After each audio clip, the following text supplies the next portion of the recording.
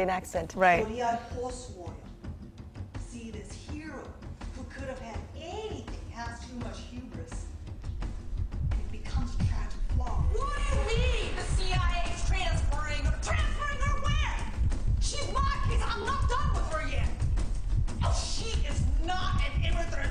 She doesn't have a freaking bomb around her. Here they come.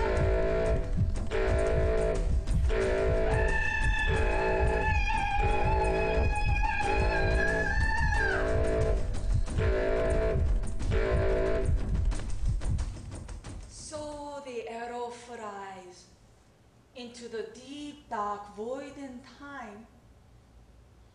Where are you going, my child? Do the enemies still hunt and hunt you down? That's quite intense.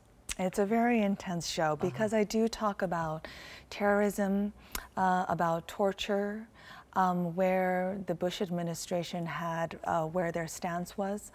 So yeah, it's a very loaded.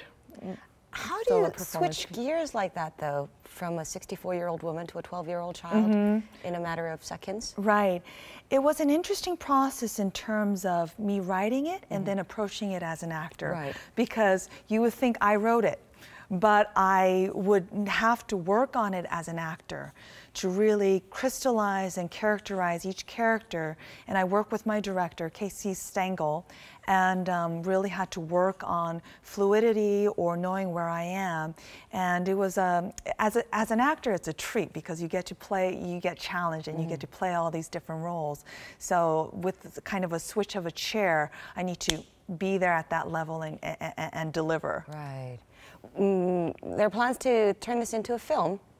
Yes, that is my long-term goal right now.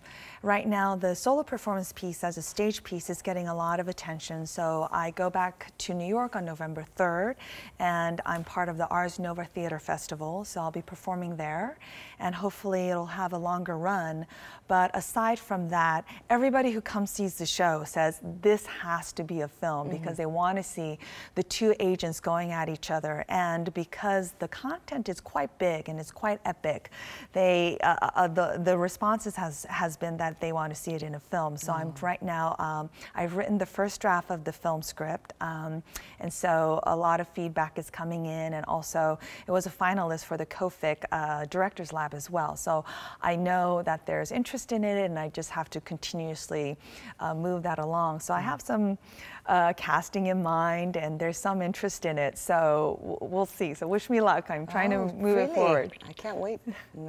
Now, tell me about why you decided to go to Hollywood, though, because you said your background is in stage theater, right? That's a very good question. I was very fortunate in terms of right after I graduated, I worked with my mentor, Anna DeVere Smith. I was up at Harvard. I was a guest artist. I was doing very interesting work that was very important to me. But after I went to New York City, the sustainability as a theater actor is very difficult, especially as an Asian American female. It's a different thing from going to school. When you're in school, you have all these opportunities. If you have a project, you can really put it out there. But I knew that Broadway wasn't going to be my scene. Broadway is it's now predominantly musical theater. I'm not a musical theater actress. And I was talking with a lot of my young filmmaker friends, and they were like, Esther, you have a package. Why don't you go to Hollywood? Why aren't you going to LA? But at the time, I was still very idealistic. I thought I would always be doing the classics. And I knew the opportunities were not going to be there to the level that I wanted it to be there. And also, I had really never thought of Hollywood because I wanted to do film, and when I was a young child, everyone is really influenced by film. But because I grew up here, I didn't really watch a lot of American TV dramas. And so I didn't have a very strong affinity. And now the landscape has changed a lot. There's now a lot of great shows that have a lot of big budgets. Yeah, and seen all over the world. And seen all over the world. So I didn't quite understand that on a professional level because I was just out of school. So after I spent my few years in New York, which I thought was a great opportunity, I had a really strong foundation to go to Los Angeles, so that's when I left. And quite honestly, after I've arrived there, there's about 7 times more work than New York for actors in all arenas, so commercials. You had to make a bit of a compromise with your own self. But you do go back and forth between LA I do go and back New York. and forth, and now it's given me more opportunities to be able to do the kind of work that I want to do, because I do have some cachet and experience, and I have that under my belt. I know what it is to be on set. I know how it is to carry an episode and a show, so that's been a very good training opportunity for me as well. I read in an interview that you're proud of being a Korean American. You're proud of both of your roots, should we say? Absolutely. Or the backgrounds. You're a fluent speaker of Korean as well as English. Yes, I am. Does that help you in your acting career? It does. I mean, as you saw, even though I was trained at Yale Drama School in terms of the classics, the opportunities oddly, coincidentally, came because I spoke Korean. And so I remember calling my mom saying, oh my goodness, all this time I've been trying to like really be as American and westernized as possible so I could do the classics. But now the opportunity in LA is because I speak Korean. So that was my first introduction, because they were looking for on the Shield a Korean American police, LAPD, Los Angeles police officer who could also be a translator, because this crime had happened in Koreatown. So that has been my other edge, or something that I could be different from the other Asian American actors. But more importantly, and most importantly actually, for me to be Korean, for me to have a sense of my root is very important, because it's a very volatile place, Hollywood and the entertainment business. There's a lot of challenges.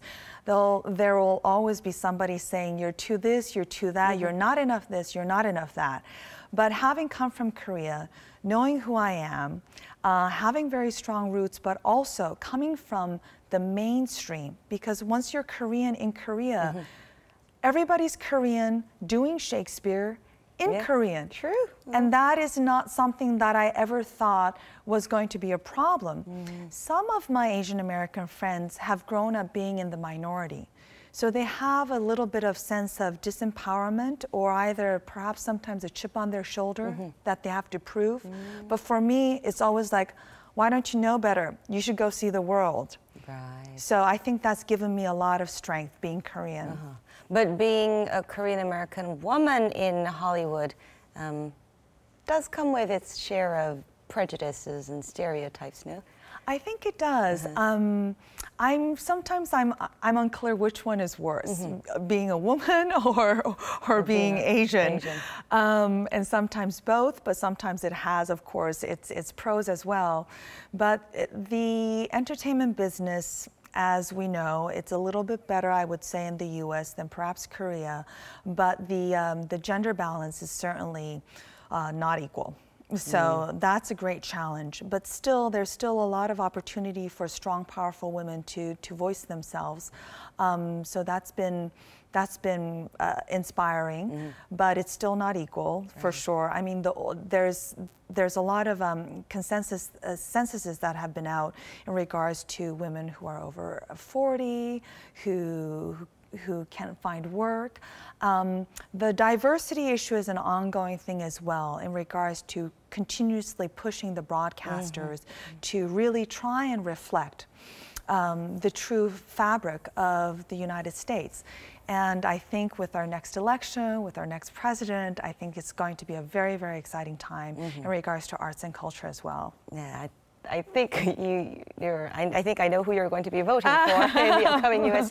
presidential election. In the meantime, I hear that you also want to be a part of a Korean period drama.